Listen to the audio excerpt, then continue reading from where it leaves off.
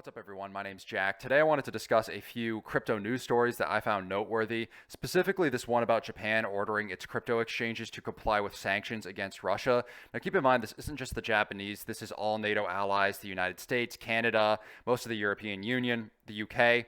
They're all implementing sanctions against Russia, and not only that, they're going around to the crypto exchanges that are operating in their country and saying, hey, if you want to continue doing business here, you need to comply with these sanctions as well. I don't really have a dog in the fight with the Russia versus Ukraine issue. I will say that US intelligence and special interest groups have long used the Ukraine as a periphery state to basically siphon off their resources. The GDP per capita in the Ukraine is only $3,500 a year. Most people don't realize how impoverished that nation really is. And this even though the country is one of the most energy-rich nations in the entire world. Then, of course, we see the sons and the daughters of high-ranking U.S. politicians sitting on the boards of these energy companies making $500,000, $1 million a year.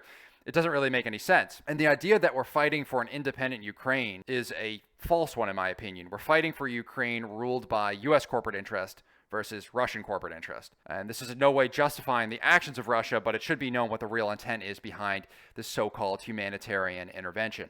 Oftentimes we see governments using these sorts of crises to implement changes that would normally be frowned upon by the public. If governments can control exchanges like this now, they could all along, and they're going to continue doing so moving forward. Speaking of coordinated efforts against cryptocurrency, the EU proposal attempting to ban Bitcoin under the guise of regulating its emissions has failed.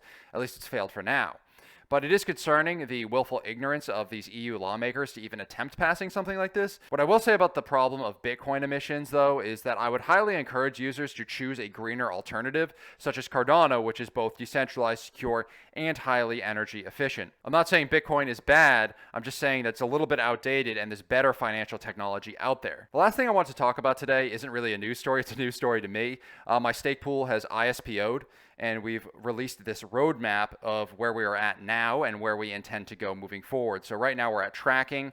We eventually hope to list our token on a DEX so that way delegators can cash out on the tokens that they've accrued. But right now we're on step one, which we have successfully completed. We have automated data pulls, which track each wallet delegator to our pool and lets us know how much MBXP token that wallet has accumulated through their delegation.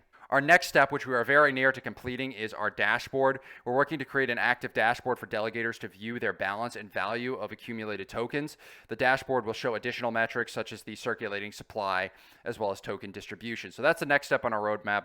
We're going to create this dashboard and embed it into our website so that way users can go on and see how much token they've accrued at any given time. The third step, and probably the most challenging step, will be automation. And what we're attempting to do is basically make it so delegators can send us 3 Cardano or a certain amount of Cardano. We'll calculate the minimum transaction fee, reduce it from that Cardano that they sent us. So if it's 3 Cardano, the transaction fee might be like 0.17. We take that out of the 3 Cardano that they sent us, and then we send that Cardano back alongside the governance tokens that they've accrued.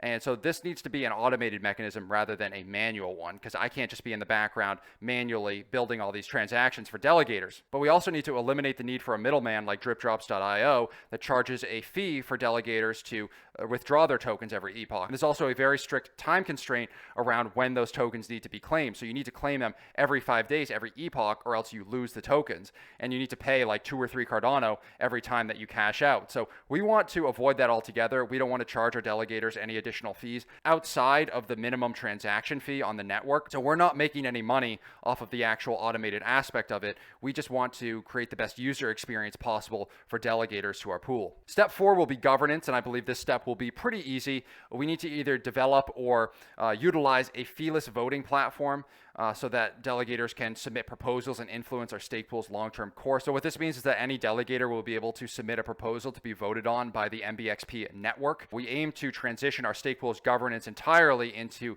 a DAO, or a decentralized autonomous organization. So we want this to be as automated as possible. We want it to be the best user experience possible, and we want delegators to have ownership of their own pool rather than the other way around. The last step after all of this development will be listing our token on a DEX. That way delegators will be able to cash out their tokens for additional yield. The delegators will be able to hold their token to accrue additional voting power, or they'll be able to offload their tokens on a DEX if they don't care about the voting rights and they just want some additional Cardano. But that's all I really wanted to talk about in today's video. I appreciate you guys tuning in. Hit that like and subscribe button below if you enjoyed this content. Head on over to our website at mainblockchain.com if you want to get started staking with our Cardano stake pool.